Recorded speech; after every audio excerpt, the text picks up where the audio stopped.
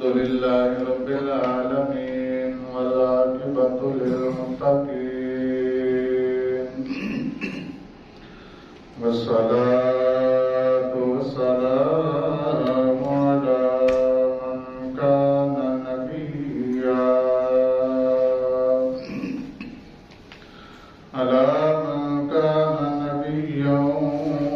وآدم بين الماء والطين أما بعد فأعوذ بالله من الشيطان الرجيم بسم الله الرحمن الرحيم قل إن صلاتي ونسكي ومحياي ومماتي لله رب العالمين آمنت بالله صدق الله مولانا العظيم وصدق رسوله النبي الكريم الأمين ونحن على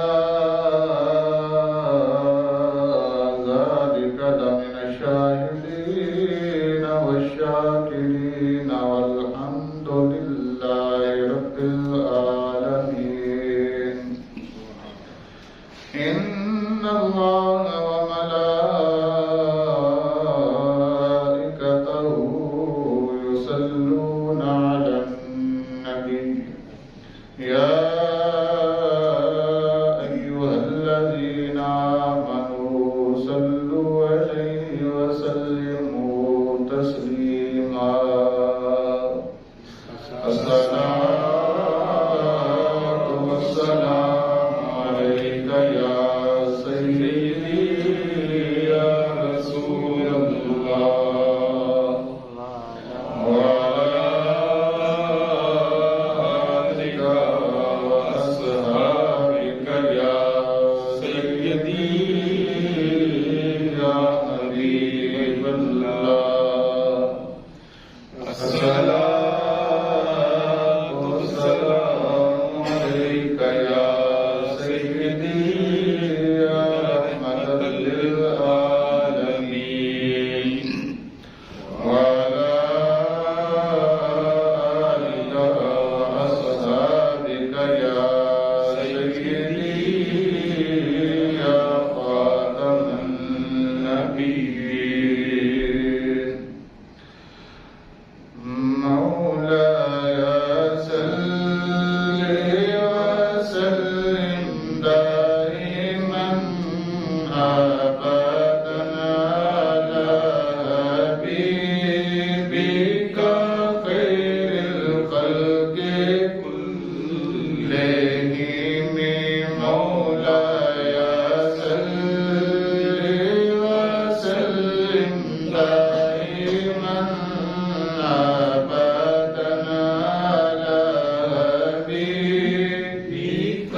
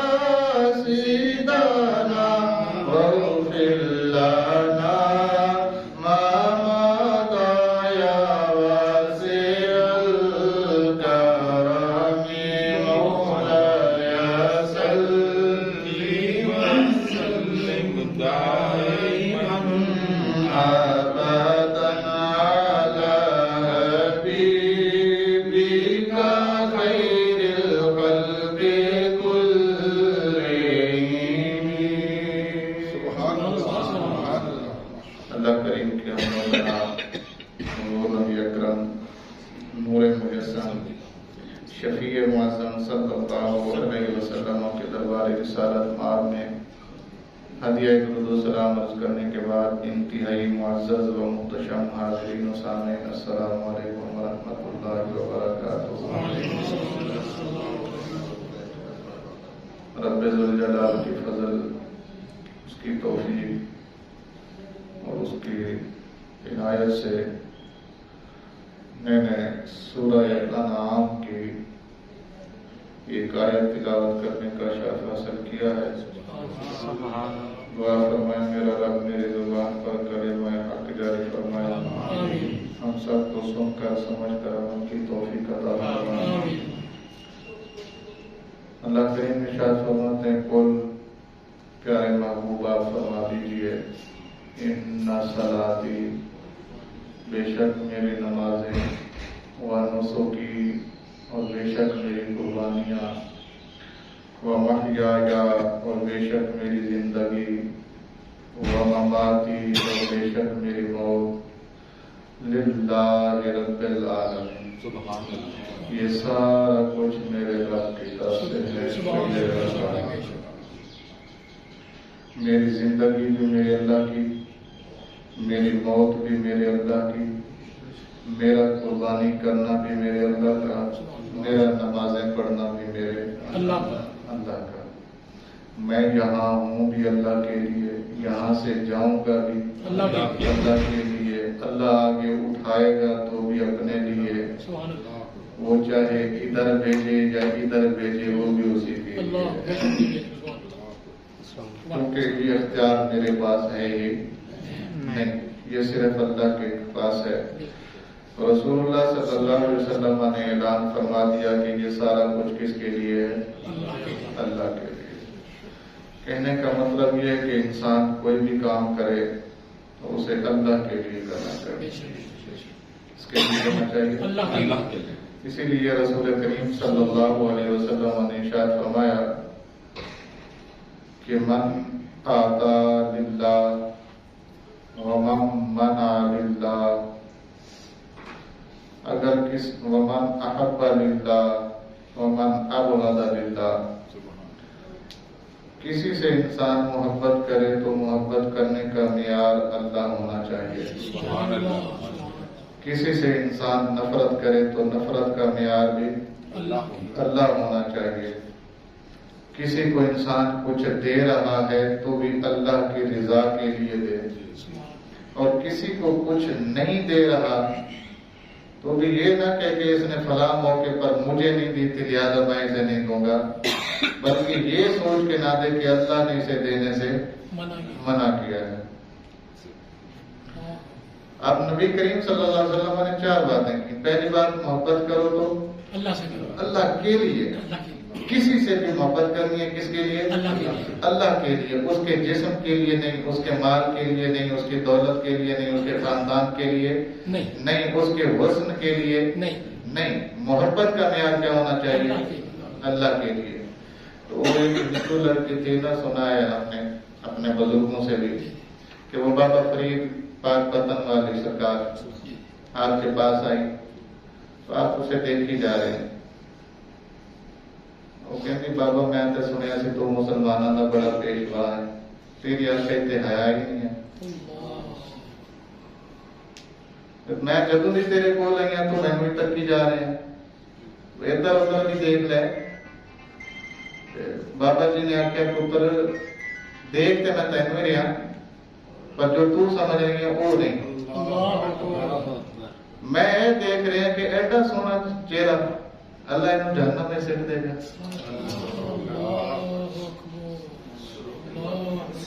मेरा म्यार ये है देखने का, इसलिए नहीं देख रहा कि तू खूबसूरत है और मेरी कोई ख्वाहिश अंदर से उभर रही है, ऐसा नहीं है। मैं तुझे अल्लाह के लिए देख रहा हूँ कि इतना प्यारा चेहरा, और जाएगा कहाँ? जहन्नम में। मैं सोच रहा हूँ मालिक इतना प्यारा बना के भी तू जहन्नम में डाल देता है। तो मोहब्बत का म्यार क्या होना चाहिए? ज़ात इलाही। और नफरत का म्यार भी ज़ात इलाही हो। देना भी हो किसी को तो ज़ात इलाही के लिए, मना करना है किसी को तो भी ज़ात इलाही के लिए। اللہ کے رسول نے فرمایا جب تم ایسا کر دو گے فقط استکمل الایمان، تمہارا ایمان پورا ہو گیا۔ سبحان اللہ، سبحان اللہ، سبحان اللہ۔ تمہارا ایمان کیا ہو گیا ہے؟ مکمل ہو گیا، کامل ہو گیا ایمان۔ ایمان کے جتنے بھی ستون تھے سارے تم نے کیا کر لیے ہیں؟ پورے کر لیے ہیں۔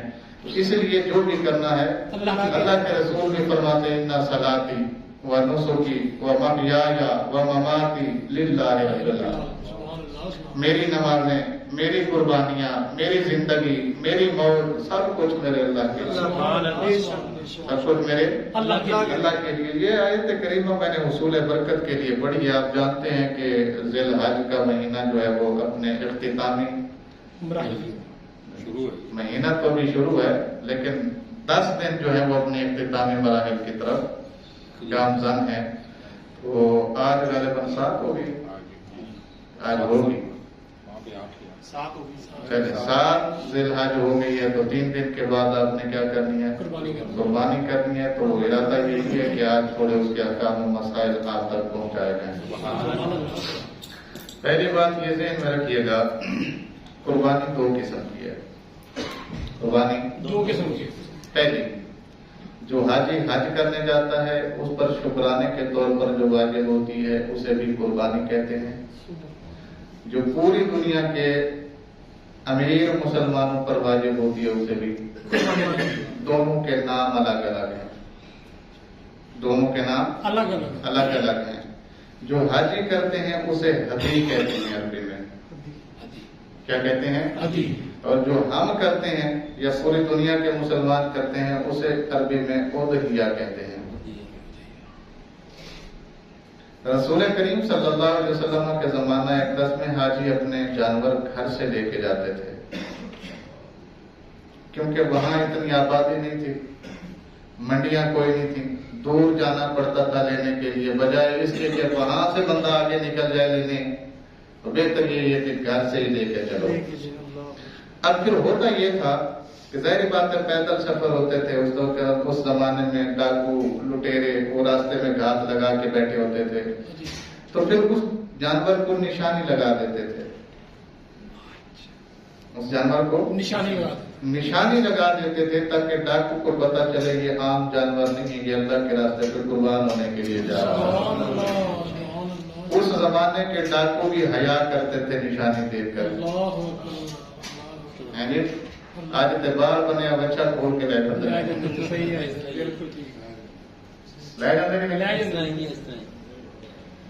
اس زمانے کا ڈاکو بھی حیا کرتا تھا نشانی دیکھ کے، وہ بھی اس جانور کو نہیں چھیڑتا تھا کہ یہ اللہ کی نشانی ہے۔ اور آج تو کایا ہی پلٹ گئی ہے۔ بہرحال میں پھر ایسی باتیں کرتا ہوں، پھر آپ کے معدے خراب ہیں، پھر تکلیف ہوتی ہے آپ کو بھی اور پھر مجھے بھی ہوتی ہے، ظاہری بات ہے، میں نہیں کرتا کوئی بات۔ پر قربانی پہلے کو ہدی کہتے ہیں، جو حاجی پر کیا ہے؟ لازم ہے۔ مقیم حاجی پر کیا ہے؟ لازم ہے۔ مقیم حاجی ضروری ہے، یہ یاد رکھنا۔ پہلے زمانے میں 4 مہینے 3 مہینے کم از کم حج پہ لگتے تھے، آج کل تو مسئلہ ہی کوئی نہیں ہے۔ تو 1 دن پہلے جب نہ جناب عرفات کرو تو ٹینٹ کرا کے واپس آ جاؤ، کوئی مسئلہ نہیں۔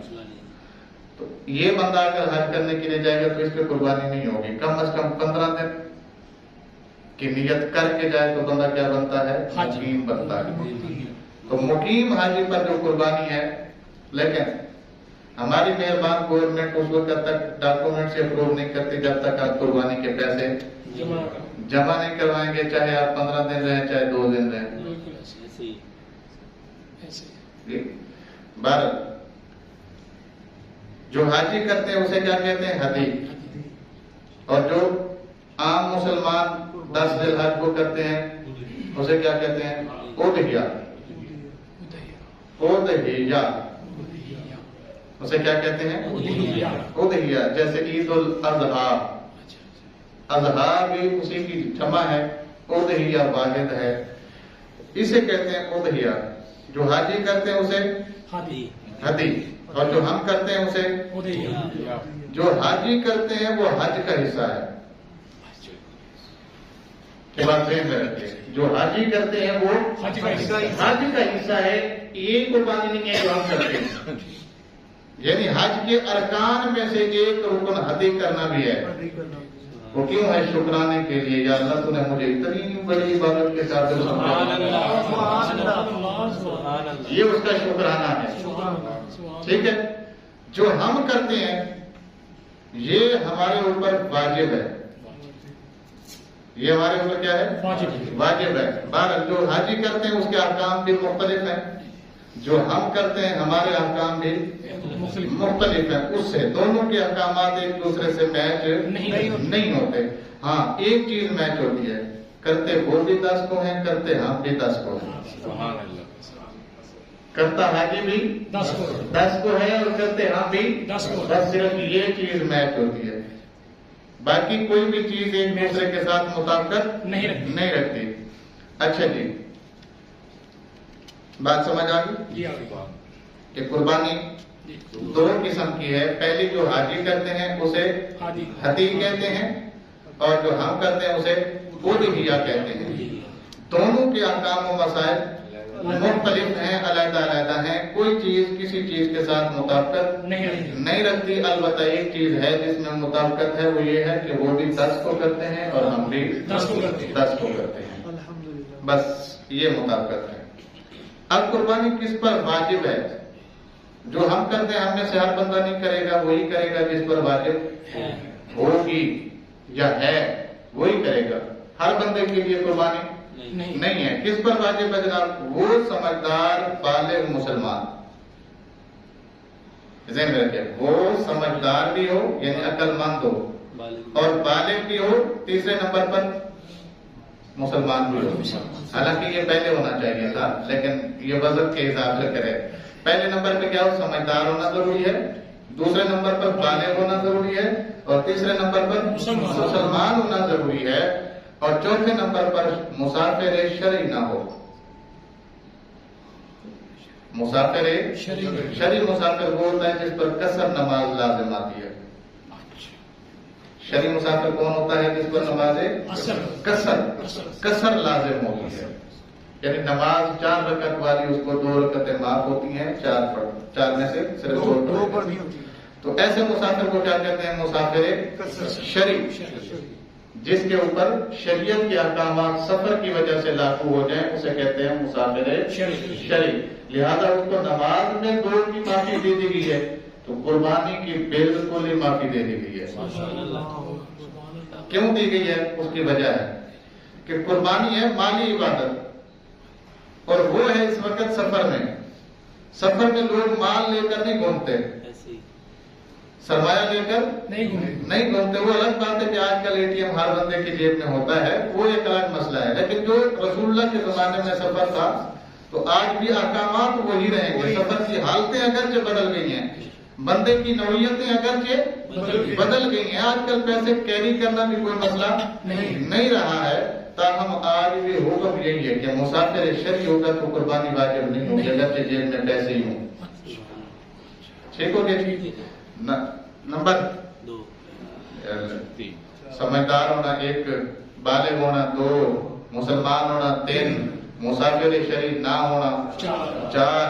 اگے میں دسنا سی نمبر 5. میں 5 تک پہنچ گیا تو میرا بھی رجے 2 تے بیٹھے جی ہوں دسو. نمبر 5، جس مال سے وہ قربانی کرنا چاہتا ہے وہ اس کی بنیادی ضروریات زندگی سے زائد ہو. جس مال کی وہ قربانی کرنا چاہتا ہے وہ اس کی بنیادی ضروریات زندگی سے زائد ہو. مثال کے طور پر بنیادی زندگی کی ضرورتیں کیا ہیں؟ ہمارا گھر ہے، گھر کے اندر سامان ہے گھر کو چلانے کے لیے، اس میں بستر ہے، بانڈے ہیں جناب ہیں، وہ ساری چیزیں، راشن کا سامان وہاں پڑا ہوتا ہے، کچن ہوتا ہے، ایک ڈرائنگ روم ہوتا ہے، ایک بیڈ روم ہوتا ہے، ایک پتہ نہیں کیا کیا ہوتا ہے آج کل. تو یہ ساری چیزیں جتنی بھی پڑی ہوئی ہیں یہ ہے ہمارے ضرورت کا سامان. اس کو ہم دیکھتے نہیں. ہاں اگر خراب ہو جائے تو یا تو صحیح کروا دیتے ہیں یا اس کی جگہ پہ نیا لے آتے ہیں. ایسا ہی ہوتا ہے. اس کو کیا کہتے ہیں؟ یہ ضرورت کا سامان ہے. میں گھر سے لے کر دفتر تک روزانہ آتا جاتا ہوں، میں گاڑی استعمال کرتا ہوں، یہ میری ضرورت کی ہے. ٹھیک ہو گیا؟ اس کے ساتھ ساتھ गर्मियों के कपड़े मेरे अलग हैं, सर्दियों के कपड़े मेरे अलग है, जुम्मे के कपड़े मेरे अलग हैं, काम के कपड़े मेरे अलग है, अलग हैं। ये सारी जरूरत की चीजें हैं, ठीक है। ये जरूरियात जिंदगी के अलावा किसी भी बंदे के पास 52.5 तोले चांदी के बराबर रकम हो, ऐसे बंदे को शरई तौर पे कहते हैं साहिब निसाब। क्या कहते हैं? साहिब निसाब। 52.5 तोले की कीमत 13 जून 2024 सराफा बाजार में चांदी की जो मालियत बनी है वो थी 1,44,440 रुपए। 1,44,440 रुपए 52.5 तोले चांदी की कीमत बनी। अब जरूरियात जिंदगी के अलावा किसी के पास इतनी मालियत की चांदी हो, इतनी मालियत का सोना हो, इतनी मालियत का सामान पड़ा है दुकान के अंदर, इतनी मालियत के उसके प्राइस बॉन्ड पड़े हुए हैं, इतनी मालियत की उसकी कमेटी निकले। जी कमेटी भी वही होती है ना जो बंदे ने खोल दी होती है, जरूरतें उसकी पूरी हो रही होती है, कमेटी भी चल रही होती है। कमेटी निकले जनाब इतनी मालियत की, या निकली नहीं है लेकिन अगले महीने है, इस महीने नहीं है, कब निकलनी है? अगले महीने। तो मुझे पता है कंफर्म कि मेरे पैसे अगले महीने मिल जाएंगे, मुझे आने हैं मेरे पैसे, तो मैं क्या हूँ? साहिब निसाब हूँ। इतनी मालियत का किसी के पास प्लाट है, इतनी मालियत का किसी के पास एक्स्ट्रा घर है, इतनी मालियत की किसी के पास जरूरत से जायद गाड़ियां हैं, तो ऐसे बंदे को क्या कहेंगे हम? साहिब निसाब पर कुर्बानी वाजिब है। साहिब निसाब पर कुर्बानी, ये बात समझ आ गई? मैं आगे चलूं? अब एक मसला और है। मसला ये है जी, ज़कात का निसाब भी यही है जो कुर्बानी का निसाब है, कुर्बानी का निसाब भी यही है जो ज़कात का निसाब है, दोनों में फर्क है। ज़कात के लिए जरूरी है कि इतनी मालियत मेरे पास पूरा साल या कम से कम साल का अक्सर हिस्सा रही हो। ज़कात फर्ज होने के लिए क्या जरूरी है? कि मेरे पास इतनी मालियत 1,44,440 रुपए मालियत की चीजें पूरा साल रही हूं या साल का अक्सर हिस्सा रही हूं। कुर्बानी के लिए ये जरूरी नहीं है।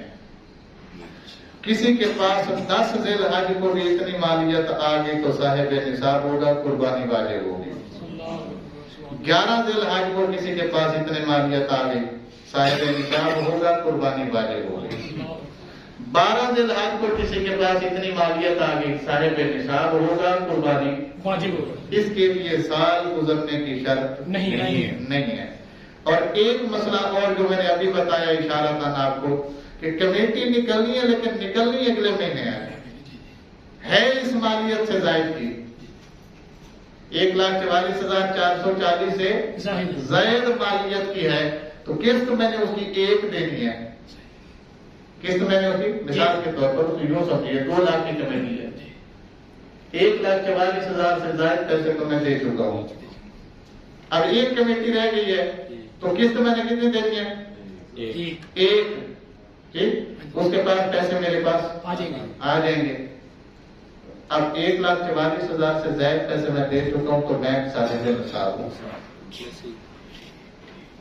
मैं क्या हूं? साहिब निसाब। हाँ, अगर 1,44,000 से कम पैसे मैं दे चुका हूं तो फिर मैं साहिब निसाब नहीं बनूंगा। कमेटी की किस्तें मैं 1,44,000 से ज्यादा दे चुका हूं तो मैं क्या हूं? साहिब निसाब हूं। पैसे मेरे हैं, भले किसी के पास इस वक्त पड़े हैं। ठीक हो गया? बात समझ आ गई? मैं आगे चलूं? अगला मसला ये है कि कुर्बानी जब वाजिब हो जाए तो कुर्बानी का जानवर खरीद कर ज़िबा करना लाजिम है, वो पैसे सदका करने से वाजिब अदा नहीं होता। मसला समझ आ गया? कि जिस बंदे को साहिब निसाब हमने कह दिया, वो खुद भी अपने आप को साहिब निसाब समझ रहा है। अब साहिब निसाब पर ये कहे कि जनाब मैं जानवर नहीं लाता, मैंने 1.5 लाख का जानवर लेना था, मैं 1.5 लाख वैसे किसी को दे देता हूं, 1.5 लाख تو چلا جائے گا، البتہ قربانی والا واجب ادا نہیں ہوگا اور یہ بندہ گناہ گار ہوگا۔ بات سمجھ آ رہی؟ جی ہاں کیا کرنا ہے ان دنوں میں؟ قربانی اللہ نے واجب کی ہے تو کیا کرنی ہے؟ قربانی ہی کرنی ہے۔ ٹھیک ہو گیا جی؟ اس کا کوئی متبادل نہیں ہو سکتا۔ ایک مسئلہ اور ہے، وہ بھی اسی کے ساتھ سن لیجئے کہ پہلی زندگی جو میری گزری ہے، قربانی میرے اوپر واجب کی، میں صاحب نصاب رہا ہوں ہر عمر میں۔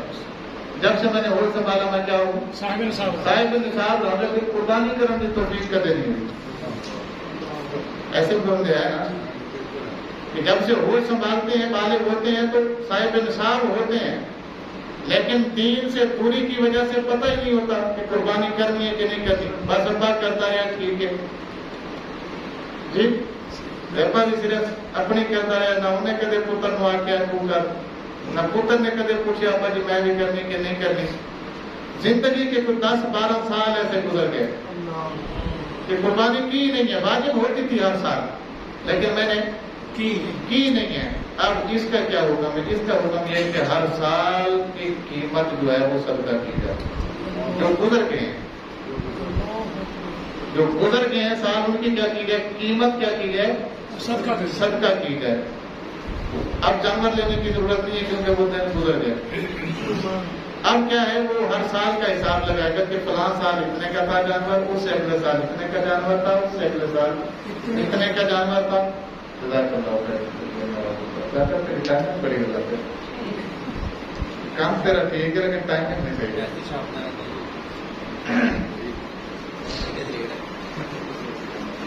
بات سمجھیے؟ تو جس بندے نے قربانی واجب ہونے کے باوجود پہلے قربانی نہیں کی، وہ صدقہ کر سکتا ہے، اس کی قیمت ٹھیک ہو گیا۔ لیکن آج جس کے اوپر قربانی واجب ہے وہ اپنی قربانی کی قیمت صدقہ نہیں کر سکتا، آج اس کے اوپر قربانی کرنا واجب ہے۔ بات سمجھ آتی ہے؟ میں آگے چلوں۔ اگلا مسئلہ، قربانی گھر کے صرف ایک فرد پر لازم نہیں ہوتی، اگر ایک سے زائد صاحب نصاب گھر میں افراد ہیں تو ہر ایک پر لازم ہے۔ گھر میں ایک سے زائد صاحب نصاب افراد ہیں تو ہر ایک پر کیا ہے؟ قربانی واجب ہے۔ مثال کے طور پر میاں صاحب کے اوپر قربانی لازم ہوگی، بیوی کے پاس بھی اتنا تو سونا پڑا ہوا ہے، اتنی چاندی ہے، اور میاں صاحب بھی جو خرچہ دیتے ہیں وہ بھی اس نے اس کو سیونگ میں رکھا ہوا ہے۔ اب بیوی خود بھی کیا ہے؟ صاحب نصاب ہے، تو میاں کی قربانی الگ ہے، بیوی کی قربانی الگ ہے۔ اسی طرح ایک بچے ہیں، بچہ ہے، بچے کا نصاب علیحدہ ہے، وہ اپنا کماتا ہے، اپنا حساب اس کے پاس علیحدہ رکھا ہوا ہے، وہ بھی صاحب نصاب ہے، تو اس کی قربانی بھی الگ ہے۔ ایک کرنے سے ایک کی ہو جائے گی جس نے کی ہے، جس نے کی ہے اس کا واجب ادا ہو جائے گا، جنہوں نے نہیں کی ان کا واجب نہیں ادا ہوئے گا۔ یہ مسئلہ بھی سمجھ آ گیا۔ اب اس کا الٹا سمجھیے کہ بندے تو 3-4 ہیں بھی سارے بالغ، مگر صاحب نصاب ایک ہے۔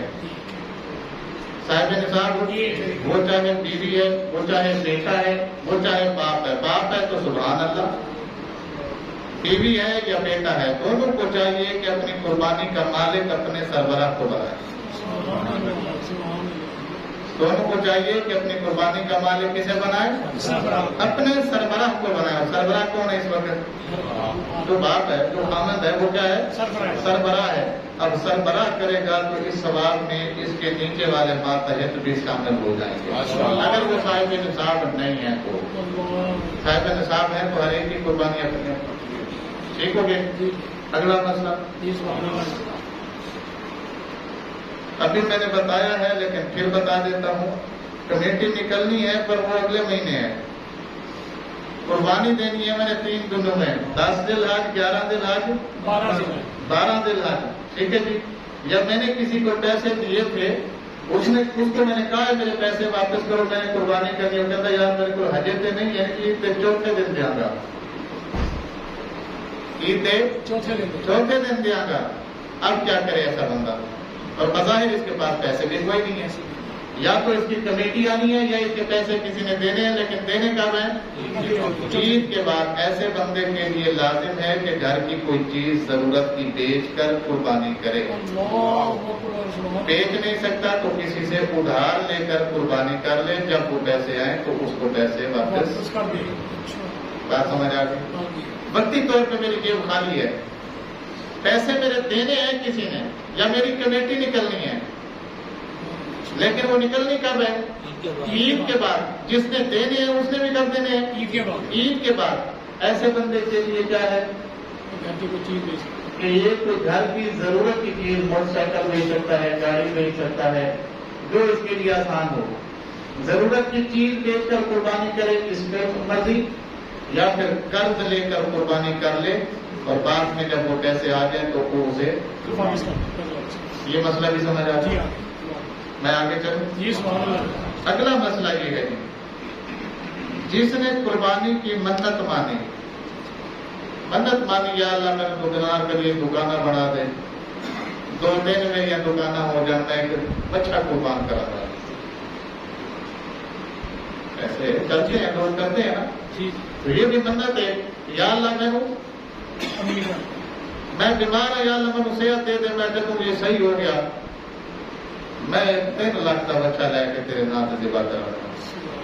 اب یہ منت مانی گئی، اللہ نے اسے صحت دے دی۔ منت مان بیٹھا پر ہوں پیسے کوئی نہیں بھائی، اب چاہے ادھار لے چاہے گھر کی چیزیں بیچے، اب تو وعدہ کر چکا ہے اللہ سے۔ سبحان اللہ۔ عام بندے سے وعدہ نہیں ہے، تیرا بندے سے وعدہ ہوتا تو بندے کو بندہ سمجھا سکتا ہے کہ حالات نہیں صحیح۔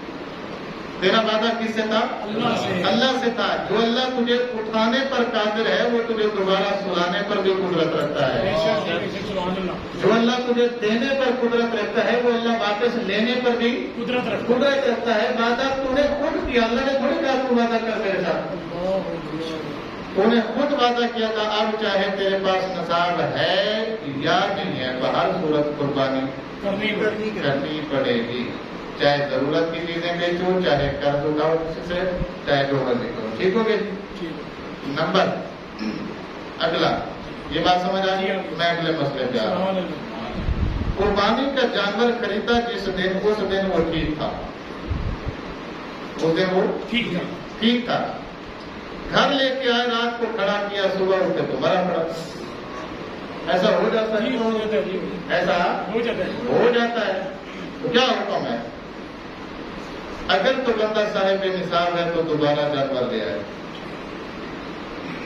اگر بندہ کیا ہے؟ صاحب نصاب ہے تو دوبارہ جانور لے آئے۔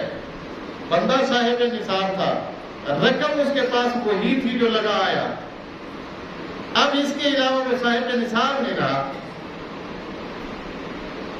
آپ کو کیسے سمجھا ہوگا؟ مثال کے طور پر 1,44,000 روپیہ میرے پاس پڑا تھا، یا 1.5 لاکھ روپیہ یوں سمجھے میرے پاس پڑا تھا، میں صاحب نصاب تھا، میں 1.5 لاکھ اٹھایا، منڈی چلا گیا، وہاں سے جانور لے آیا 1,10,000 کا، باقی کتنے بچے؟ 40,000 نصاب کو پہنچتا ہی نہیں، کیونکہ اس سے 1,04,000 سم تھنگ پیسے کم ہیں، تو یہ نصاب کو نہیں پہنچتا۔ اگر تو اس کا مال نصاب کو پہنچ رہا ہے تو دوسرا جانور لے، اگر نہیں پہنچتا تو ختم۔ اور اس کی قربانی پتہ نہیں اللہ نے قبول کی ہے یا نہیں کی، وہ اللہ جانے اور اس کا جی۔ ہمارا کام جتنا تھا ہم نے کر دیا۔ ایک مسئلہ اور ہے اس کے ساتھ، بندے پر قربانی واجب تھی کوئی نہیں سرے سے، یعنی صاحب نصاب ہی نہیں تھا، بچے ضد کر رہے تھے ابا بکرا ہونا چاہیے، بوڑھی نے بھی آخیا چلو کوئی نہیں، باقی بھی تین کام کرنے ہیں ابھی کر ہی لو، ہو گیا انہیں کہ جو اللہ صاحب کو 50,000 روپے دو میں بکرا لینا، نصاب کوئی نہیں، چوہدری صاحب نے بھی 50,000 کاٹ دیتا، بکرا لے گیا، بکرا گم گیا، مر گیا، چوری ہو گیا، دونوں کو تم اس پر لاتے میں دوسرا بکرا ہو گیا۔ اب اس مسئلے کو اور طرح سے سمجھو، ایک بندہ نفل کی نماز جب تک شروع نہیں کرتا تب تک وہ نفل ہے۔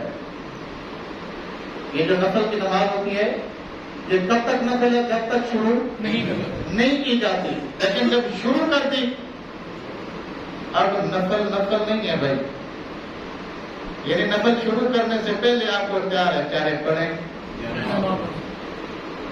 بات سمجھیے ذرا، جی جی پہلے آپ کو اختیار ہے، چاہے پڑھیں چاہے چھوڑ کے چلے جائیں، کوئی مسئلہ نہیں ہے، پڑھیں گے تو ثواب ملے گا، نہیں پڑھیں گے تو کوئی پوچھے گا نہیں۔ لیکن ایسا نہیں کر سکتے آپ، توڑ کا نماز نفل منگرا قبلہ کی طرف بن کے لبا دی اللہ اکبر، اور دل نہیں کر رہا پڑھانا، اور نہیں چھڑ سکتے۔ اب یہ واجب ہو گیا ہے، جب تک آپ نے نیت نہیں باندھی تھی تب تک آپ کو اختیار تھا، اب آپ کا اختیار کوئی نہیں رہا، اب آپ نیت باندھ کے اگر چھوڑ کر جاتے ہیں تو یہ 2 رکعت آپ کے اوپر واجب ہیں۔ یہی مسئلہ ہے غریب کا، جس کے اوپر نہیں تھی قربانی واجب، اللہ نے نہیں کی تھی، اس نے خود اپنے اوپر کیا کی ہے؟ واجب کی ہے، اب کی ہے تو بھگتے ہیں۔ سبحان اللہ جی، سبحان اللہ، بات سمجھ آ گئی؟ جی آ گئی۔ بندہ صاحب نصاب کوئی نہیں تھا، اس نے چھوٹیا جانور لے لیا، لیکن جانور آ کے چوری ہو گیا یا جانور مر گیا، دونوں صورتوں میں اس کے لیے لازم ہے کہ دوسرا جانور خریدے۔ کیوں؟ کیونکہ اس کے اوپر اب کیا ہو گیا ہے؟ واجب ہو گیا ہے، پہلے کوئی نہیں تھا، پہلے اسے اختیار تھا، کوئی نہیں، میرے تو نہیں ہے تو میں کیوں کروں، لیکن اب یہ ارادہ کر چکا ہے اور اپنے اوپر خود کیا کر چکا ہے؟ لازم کر چکا ہے، جو خود پر خود واجب کرے،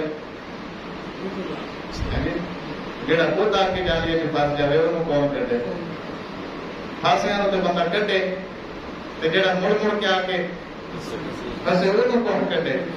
جی بات سمجھ آ گئی؟ میں آگے چلوں؟ جی جی سبحان اللہ۔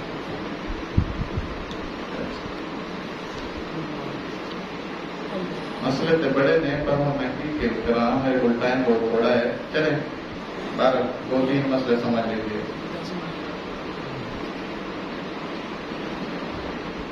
اگلا مسئلہ ہے نصاب۔ صاحب نصاب بندہ کسی فوت شدہ کی طرف سے قربانی کرنا چاہتا ہے،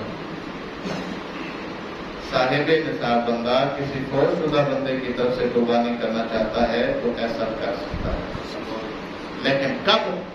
اپنی قربانی کرنے کے بعد۔ کیا سمجھ رہے ہیں؟ ایسا نہ ہو کہ اپنی ہے کوئی نہیں ہے، آگے جی میں اپنے پیو والوں کر رہا ہوں، بھائی پیو کے اوپر لازم نہیں ہے، واجب اس وقت تیرے اوپر ہے، واجب اس وقت کس کے اوپر ہے؟ اگر تو باپ کی طرف سے کرے گا بھی نہیں تو یہ نفلی اس کو ثواب ملے گا نا اس کا، جی، لیکن کب کرنی ہے؟ فوت شدہ کی طرف سے قربانی کی جا سکتی ہے، لیکن کب؟ اپنی کرن کو بعد، پہلے اس کی اپنی ہونی چاہیے، اس کے بعد وہ فوت شدہ کی طرف سے قربانی، اس کی میں مثال دیتا ہوں، ہم تو پریشان نہیں ہونا، میں مثال دینے لگا حدیث کو۔ سبحان اللہ، تو اونچی نہیں آتی، کوئی کار نہیں، سبحان اللہ، سبحان اللہ، اسی پہلے گزارا کر رہے ہیں، سبحان اللہ۔ اے جی حدیث پاک کے اللہ اکبر کبیرہ، سبحان اللہ کہہ رہے ہیں، سبحان اللہ جی، سبحان اللہ۔ حضرت اما عائشہ صدیقہ رضی اللہ تعالیٰ عنہ راویہ نے فرمایا نے رسول اللہ صلی اللہ علیہ وسلم نے حکم دیتا حضرت علی نو جاؤ 2 مینڈے خرید کے لیاؤ، انہاں دے سنگ بھی ہون، سیاہی دے وچ چلدے ہون، سیاہی دے وچ بہندے ہون، سیاہی دے وچ تکتے ہون، جانور بھی دسیا، جانور دیاں کھوٹیاں بھی دسیا،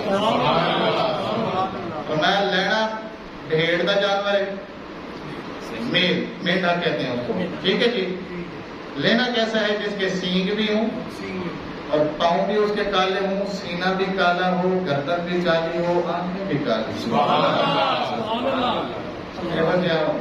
لگ جاوے نا آگے کدھر جاؤ لے کے کنے 2، ٹھیک ہے جی۔ یہ بات کب کی ہے؟ قربانی واجب ہوئی مدینہ شریف میں، مکہ میں کوئی نہیں، یاد رکھنا، قربانی کہاں واجب ہوئی ہے؟ مدینہ شریف میں، مکہ میں قربانی کوئی نہیں تھی، 13 سال سرکار مکہ میں رہے، قربانی کوئی نہیں آئی، مدینہ میں جب آ گئے تب قربانی آئی، ٹھیک ہے۔ میں یہاں سے ایک بات آپ کو بتانا چاہتا ہوں، میں نے کیا مسئلہ کس بات پر ہے کہ فوت شدہ کی طرف سے قربانی کی جا سکتی ہے، شرط یہ کہ پہلے اپنی ہو۔ پھر اس کے بعد شرط کیا ہے؟ پہلے اپنی ہو۔ اپنی ہو۔ اپنی نہیں ہے تو فوج خدا کی طرف سے کرنا نہیں۔ نہ کرنا ایک برابر ہے۔ پھر میں تو گناہگار ہو گیا نا، پیسے بھی تھے، ہونے کے باوجود میں اپنا واجب نہیں ادا کر سکتا، یہ ظلم نہیں؟ یہ کیا ہے؟ ظلم ہے۔ اچھا جی، تو نبی پاک نے بھیجا انہوں نے جو لے کے وہ لے جناب، پھر سے وہ گھر آ گئے، قربانی کا دن ہے، سرکار نے حضرت عائشہ کو فرمایا چھری لے آؤ، چھری لے گیا، فرمایا پتھر بھی لے آؤ، پتھر لے گیا، فرمایا تیل کر گئے، تیل کی تھی سرکار نے، ایک منٹے میں لٹایا اور ذبح کیا۔ ذبح کرنے تو بعد ذبح کا طریقہ میں آگے دسنا ہے، لیکن پہلے تو اس واسطے دس رہے ہیں اس مسئلے کے حوالے نال۔ ذبح کرنے تو بعد سرکار نے جڑی دعا مانگی ہے نا، اس دعا آپ نے فرمایا اللہم تقبل من محمد، اللہ اے جڑا بکرا ہے اینو محمد دی طرفوں قبول کر، وہ محمد دی آل دی طرفوں قبول کر، وہ محمد دے اہل دی طرفوں قبول کر۔ یعنی یہ بکرا میرے لوں، میرے بچیاں لوں، میری بیوی بچیاں لوں، سارے لوں قبول کر۔ ٹھیک ہو گیا جی؟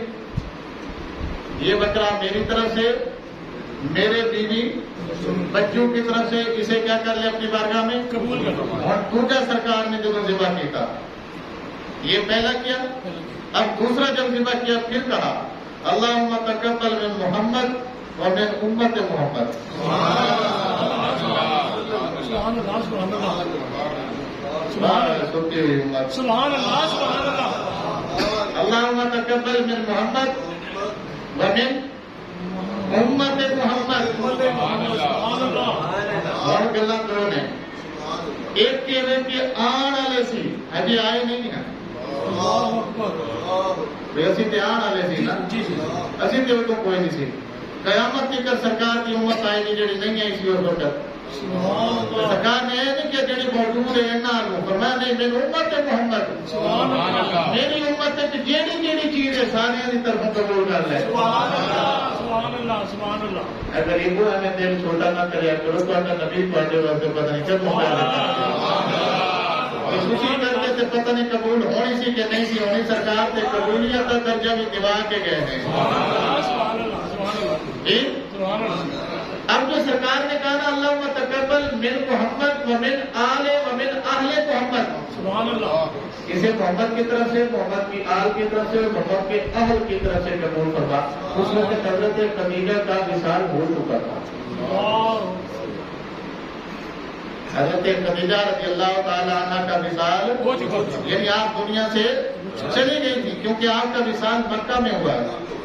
کہاں ہوا ہے؟ مکہ میں۔ مکہ میں ہوا ہے، اور سن 10 نبوی میں ہوا ہے۔ اللہ، سرکار نے مکہ سے ہجرت کی ہے 13 نبوی کو، 3 سال یہ اور 2 میں قربانی آئی۔ 5 سال کے بعد سرکار کہتے ہیں یا اللہ میری بیویاں لوگ قبول کر، سبحان اللہ، سبحان اللہ، میرے بچیاں لوگ قبول کر۔ سبحان اللہ، بیوی سرکار کی چلی گئی سی ایک، سبحان اللہ، تو سرکار نے یہ نہیں کہ وہ نہیں کرنا۔ اللہ اکبر۔ بات سمجھ آ گئی؟ جی ہاں، اور شدہ کی طرف سے بھی کی جا سکتی ہے، لیکن شرط یہ ہے پہلے اپنی، اسی پر مسئلہ تھا۔ جی جی جی اور دوسرا مسئلہ بھی تم بس جی، سبحان اللہ، وہ ہے کہ سرکار ساڑھے لوگ سرکار نے امت کی طرف سے بھی، جی ہے، امتی نے اگر اپنی کر لی ہے اور ہمت باقی ہے تو اسے بھی سرکار کو نہیں بولنا چاہیے۔ سبحان اللہ، سبحان اللہ،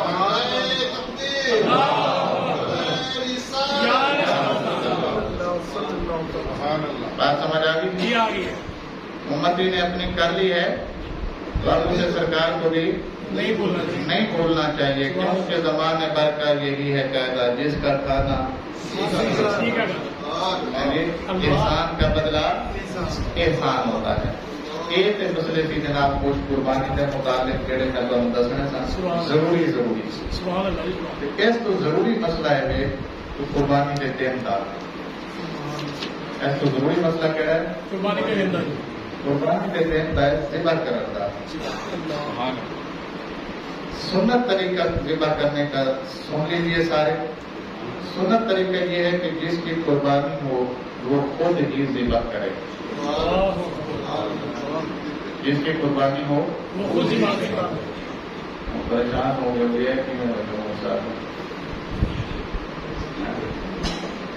اسی تو سکول کرتے رہے, سکول تو کالج تو یونیورسٹی تو بعد ساری نوکری لگ گئی. اسی تو سویرے گئے چکتے ہیں, دفتر آتے ہیں, شام کو چکتے ہیں, گھر چلے جائیں, سامنے تو پتہ ہی نہیں ہے کہ ذبح کرنا کے لیے. اچھا جی, ذبح کے لیے پہلی بات میں ذبح بتا دوں آپ کو. ذبح کرنے کے لیے جانور کی 4 رگیں کاٹنا ضروری ہے. پہلے ایک اور مسئلہ سمجھے. کچھ جانور ایسے ہیں جن کو ذبح کرنا سنت ہے, کچھ جانور ایسے ہیں جن کو بغیر ذبح کے کھانا سنت ہے, کچھ جانور ایسے ہیں جن کو نہر کرنا سنت ہے. بات سمجھ آئی؟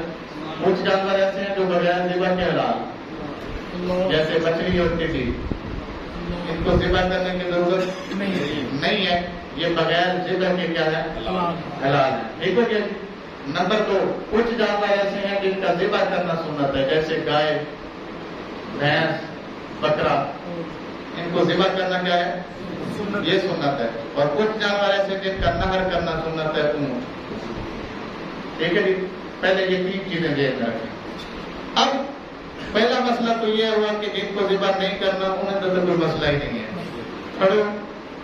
کھڑ کے انہوں نے اتریاں ایکسٹرا چیزاں لاؤ, ریٹو پیٹ چاک کر کے گند پوجا باہر کٹو تے کھا لو.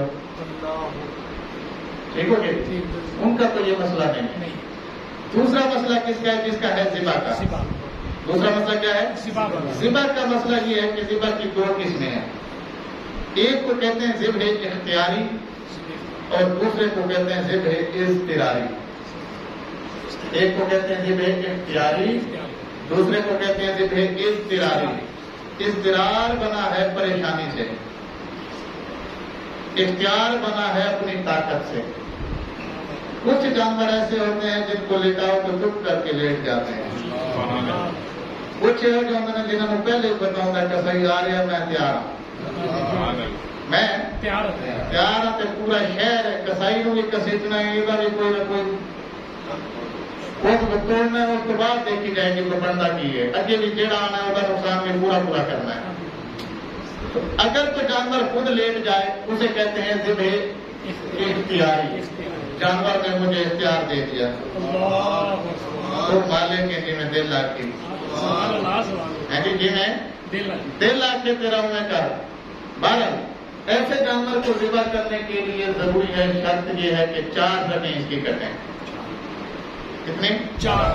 نمبر 1 کھانے پینے والی رگ, نمبر 2 سانس والی رگ, اور گردن کے دونوں جانب رگیں ہوتی ہیں, ان کو ود جین کہتے ہیں. ایک ادھر ہوتی ہے ایک ادھر ہوتی ہے, اور دونوں میں سے خون آتا ہے. دونوں میں سے خون آتا ہے, جس میں سے خون کی سپلائی ہوتی ہے جسم میں. ان کو کیا کہتے ہیں؟ ود جین. ان 4 رگوں کا کٹ جانا جانور کا ذبح ہونا ہے. ان 4 رگوں کا کٹ جانا جانور کا ذبح. اب ایک اور مسئلہ ہے. ذبح دونوں طرح جائز ہے, یہاں سے لے کر یہاں تک. یہ سینہ ہے نا جی, اس میں سے جس مرضی ایریے پہ آپ ذبح کریں آپ کو اختیار ہے. اوپر سے ذبح کرنا شروع کریں, سینٹر سے کریں یا نیچے سے کریں, آپ کو ہر قسم کا یعنی پوری گردن میں سے جہاں سے بھی چاہیں آپ نے 4 رگیں کاٹیں, آپ کو پورا اختیار ہے. سینے سے لے کر گردن پوری جانور کی جتنی بھی ہے, یہ ضروری نہیں ہے کہ وہ حلق کے پاس سے ہو, یہ بھی ضروری نہیں کہ وہ سینے کے پاس سے ہو, یہ بھی ضروری نہیں کہ وہ سینٹر سے ہو. جہاں سے ذابح کا دل کرے کاٹ دے. 4 رگیں کٹنا ضروری ہے. 4 میں سے 3 کٹنا واجب. 4 میں سے 3 کٹنا کیونکہ یہ 2 خون والی ہیں, ان میں سے ایک بھی کٹ دے گی تو کام چل جائے گا. اصل مسئلہ تو یہ ہے کہ خون نکالنا ہے جو چل رہا ہے. اصل مسئلہ کیا ہے؟ خون نکالنا ہے جو جانور کے جسم ہے, کیونکہ خون حرام ہے. خون حرام ہے. دوسرا بیماریوں کا باعث بنتا ہے. ٹائم پورا ہو گیا, مسئلہ آگے میں نہیں سمجھا سکیا. ایک بات سمجھ آ گئی؟ جلدی سمجھو. ان 4 رگوں کا کرنا کیا کہلاتا ہے؟ ذبح. جب آپ نے یہ 4 رنگیں کاٹ دی جانور ذبح ہو گیا. اور کاٹنے کے لیے ضروری ہے کہ بسم اللہ اللہ اکبر کہتے ہوئے کاٹیں. سبحان اللہ سبحان اللہ. ایک سے زائد بندہ بسا اوقات ذبح کرنا چاہتا ہے، یعنی ایک مالک ہے اس کو ذبح کرنا نہیں آتا، ایک کسائی ہے وہ ذبح کرنا آتا ہے، اور مالک کے اندر میں بھی نال ہاتھ رکھنا گا. جنہیں بھی چھری دے اٹھے ہاتھ رکھ دیا دونوں کہیں گے بسم اللہ اللہ اکبر، جانور حلال ہوگا. کسی ایک نے بھی نہیں آ گیا تو جانور حرام ہے. دوبارہ بتاؤں بھائی، 2 بندے ذبح کرنے لگے تھے ایک ہی جانور کو، ایک مالک تھا ایک کسائی تھا. مالک کو ذبح کرنا نہیں آتا، کسائی کو ذبح کرنا آتا ہے، لیکن مالک کہتا ہے میں بھی ساتھ کروں گا. اب دونوں نے چھری پکڑ لی تو دونوں کے لیے بسم اللہ اللہ اکبر کہنا لازم ہے. مالک نے نہیں کہا، کسائی نے کہہ دیا تب بھی جانور حرام. کسائی نے نہیں کہا، مالک نے کہہ دیا تب بھی جانور حرام. یہ مسئلہ ذہن میں رکھیے گا. دونوں کا بسم اللہ اللہ اکبر کہنا لازم ہے جن کا ہاتھ چھری کے دستے پر آ گیا ہے.